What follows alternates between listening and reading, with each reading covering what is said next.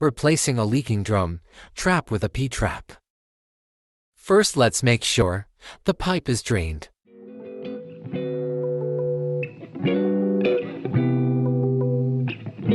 Now we get the pipe cut.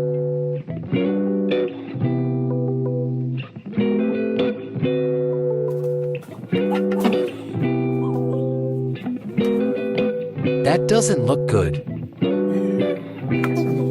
Let's get this other end off.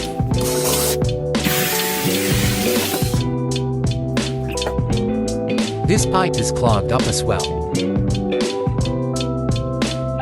Let's get to putting this PVC together.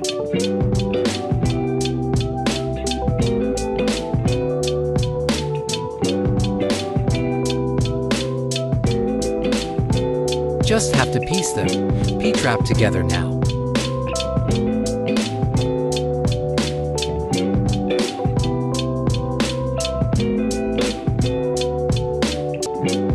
Last thing is tightening the band.